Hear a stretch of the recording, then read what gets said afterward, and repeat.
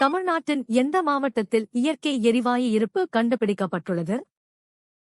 தமிழ்நாட்டில் காவிரி வடிநிலப் பகுதியில் உள்ள தஞ்சாவூர் மற்றும் திருவாரூர் மாவட்டங்களில் இயற்கை எரிவாயு மற்றும் கச்சா எண்ணெய் இருப்புகள் கண்டறியப்பட்டுள்ளன.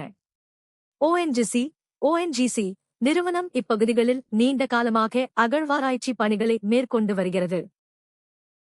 ஒரு இடக்கிடப்பியல் வரைபடம் டோபோகிராஃபிக் மேப் எந்த வகையான தகவலை கொண்டுள்ளது? இடக்கிடப்பியல் வரைபடங்கள் ஒரு பகுதியின் இயற்கை அமைப்புகளையும் மலைகள், ஆறுகள் மற்றும் மனிதனால் உருவாக்கப்பட்ட கலாச்சார அம்சங்களையும் சாலைகள், கட்டிடங்கள் விரிவாக காட்டுகின்றன. இவை நிலப்பரப்பின் உயர வேறுபாடுகளைக் காட்ட சம உயரக் கோடுகளை கான்டூர்ஸ் பயன்படுத்துகின்றன. இந்தியாவின் மொத்த மக்கள் தொகையில் எத்தனை சதவீதம் வறட்சி பாதிப்புக்குள்ளான பகுதிகளில் வசிக்கின்றனர்? இந்தியாவின் மொத்த மக்கள் தொகையில் சுமார் 12% பேர் வறட்சியால் பாதிக்கப்படக்கூடிய பகுதிகளில் வசிக்கின்றனர். இது நாட்டின் திட்டமிடல் மற்றும் பேரிடர் மேலாண்மையில் மிக முக்கியமான புள்ளிவிவரமாகும்.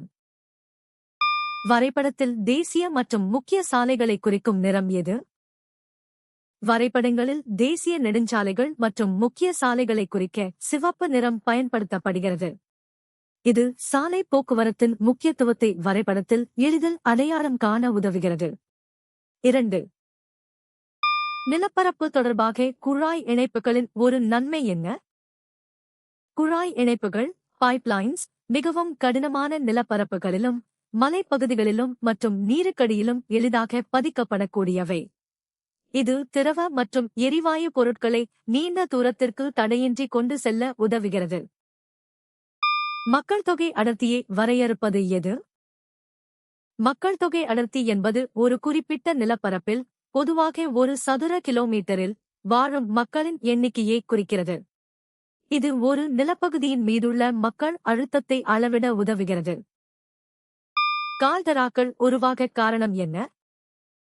எரிமலை வெடிப்பு மிகவும் வலுவாக இருக்கும்போது எரிமலையின் வாய்ப்பகுதி தகர்க்கப்பட்டு ஒரு பெரிய பள்ளம் உருவாகிறது. இதுவே கால்டெரா எனப்படுகிறது. இது சாதாரண எரிமலை வாயை கிரேட்டா விட மிகவும் பெரியதாக இருக்கும். படிப்படியான அரிப்பு என்பது நிலப்பரப்புகள் தேய்மானமடைவதை குறிக்கிறது. இது கால்டெராவை உருவாக்காது. 2018 மற்றும் 2050க்கு இடையில் சீனா எத்தனை நகர்ப்புறவாசிகளைச் சேர்க்கும் என்று கணிக்கப்பட்டுள்ளது? ஐக்கிய நாடுகள் சபையின் கணிப்புப்படி 2018 முதல் 2050 சீனா 255 மில்லியன் நகர்ப்புறவாசிகளைச் சேர்க்கும். இது ஆசியாவில் நிலவும் மிகப்பெரிய நகர்ப்புற வளர்ச்சியை குறிக்கிறது.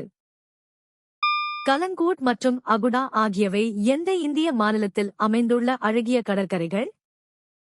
கலங்கூட் மற்றும் அகுடா ஆகியவை கோவா மாநிலத்தில் அமைந்துள்ள மிகவும் புகழ்பெற்ற மற்றும் அழகிய கடற்கரைகள் ஆகும். கோவா அதன் கடற்கரை சுற்றுலாவுக்காக உலகளவில் அறியப்படுகிறது.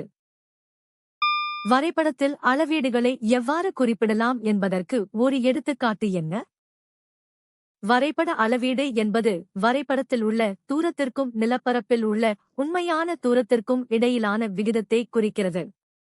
இதில் 1 செமி 10 கிமி என்பது வரைபடத்தில் அளக்கப்படும் 1 சென்டிமீட்டர் தூரம் பூமியின் மேற்பரப்பில் 10 கிலோமீட்டருக்கு சமம் என்பதை காட்டுகிறது.